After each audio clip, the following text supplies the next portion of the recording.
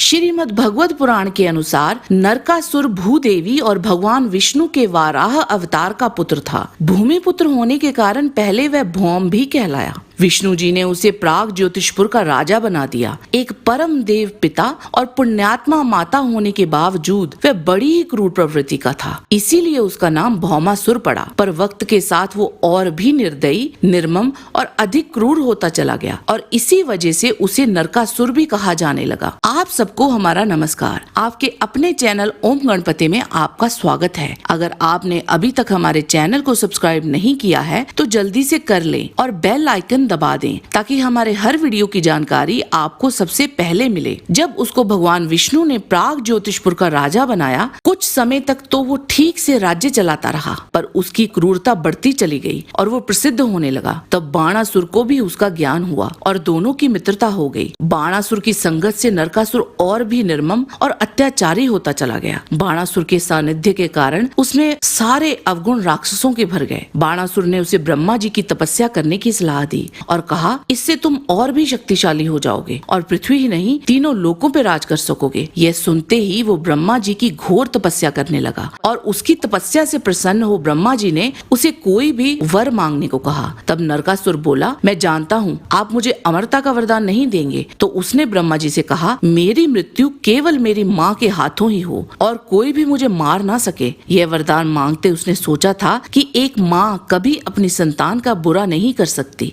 ब्रह्मा जी तथास्तु कहते हुए वहां से प्रस्थान कर गए। वरदान प्राप्त कर नरकासुर अपने राज्य वापस आया और पृथ्वी को जीतने की तैयारी करने लगा। वरदान से लैस उसने पृथ्वी के सभी राज्यों पर हमला कर दिया और उसकी शक्ति और क्रूरता के आगे सबने घुटने टेक दिए और वह सभी राज्यों का शासक बन गया। नरकासुर की अब नजर इंद्रलोक पर थी। उसने इंद्रलोक पे भी हमला कर दिया। नरकासुर ने इंद्र को हराकर उसको स्वर्ग से बाहर निकाल दिया और यहाँ तक कि उसने देवों की माता अदिति के अमृत कुंडल भी उनसे छीन लिए। नरकासुर अब और भी दुष्ट हो चुका था। उसने महिलाओं को भी नहीं छोड़ा। उसने 16,000 महिलाओं का अपहरण कर अपने यहाँ ही रख लिया। समय के साथ उसका अत्याचार बढ़ता ही चला गया। सभी देवतागण तथा पृथ्वी पर सभी संत, ऋषि, मुनि, मानव त्राही त्राही कर रहे थे और तीनों लोकों को जीत कर वह त्रिलोक विजयी हो चुका था। माता अदिति, जो सत्यभामा की ज्ञाति भी थी, ने उनको ये सब वृतांत बताया और उनसे मदद की गुहार लगाई। तब सत्यभामा, इंद्र और बाकी देवों ने श्री कृष्ण से नरकासुर से मुक्ति दिलाने की प्रार्थना की। श्री कृष्ण को सब ज्ञात था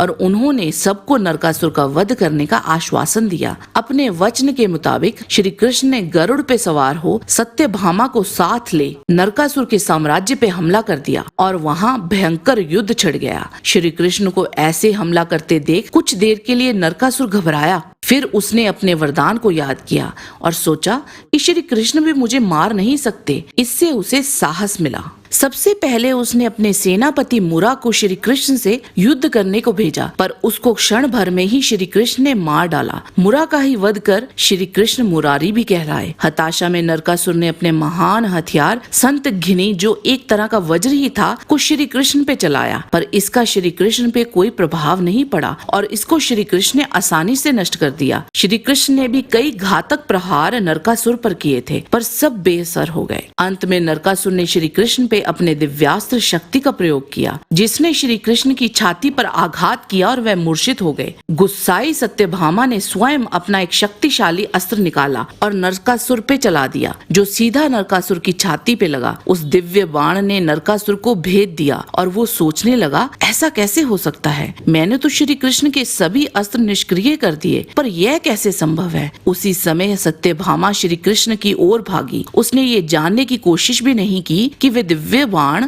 नरकासुर को लगा भी है कि नहीं। नरकासुर भी वहीं धरती पे गिर पड़ा और उसने देखा कि श्री कृष्ण मुस्कुराते हुए उठ खड़े हुए हैं। सत्यभामा भी अचंभित होकर देखने लगी। तब श्री कृष्ण नरकासुर के पास आए और बोले, देखो ये सत्यभामा है और ये वास्तव में भूदेवी का ही अवतार है। नरकासुर और सत्यभामा दोनों हैरान होकर श्री कृष्ण को देखने लगे। श्री कृष्ण बोले, भूदेवी ने तुम्हें पराजित करने के विशेष उद्देश्य से ही ये अवतार लिया था। मैं तुम्हें कभी भी नहीं नहीं मार सकता था। यह काम सिर्फ सत्यभामा ही कर सकती थी। मैंने सिर्फ बेहोश होने का नाटक किया, बाकी सब सत्यभामा द्वारा किया गया। इस प्रकार नरकासुर ने वहीं प्राण त्याग दिए। उसी की खुशी में भगवान श्री कृष्ण का अभिनंदन करने के लिए नरक चतुर्दशी और कार्तिक मास की अमावस्या को लोगों ने अपने घरों में दीप जलाए। तभी से नरक चतुर्दशी का त्योहार मनाया जाने लगा और ये प्रसंग हमने भागवत पुराण से लिया है। कालिका पुराण में भी नरकासुर का जिक्र है। एक और बात हम आपके संज्ञान में लाना चाहते हैं। माँ भूदेवी ने विष्णु जी से प्रार्थना की थी, मेरे पुत्र की रक्षा हेतु उसे कोई अस्त्र प्रदान करें। तब विष्णु जी ने नरकासुर को वैष्णवास्त्र का ज्ञान दिया था, जो नरकासुर ने आगे अपने पुत्र भागदत्त को दिया था। यही वैष्णवास्त्र भागदत्त ने कुरुक्षेत्र युद्ध में अर्जुन पे चलाया था। आज की वीडियो में बस इतना ही। जाने से पहले लाइक बटन जरूर दबा दीजिए और वीडियो अच्छा लगा है तो शेयर कीजिए। आपसे फिर मिलते हैं एक नए रोचक वीडियो के साथ। तब तक के लिए आप सबको हमारी शुभकामना। नमस्कार।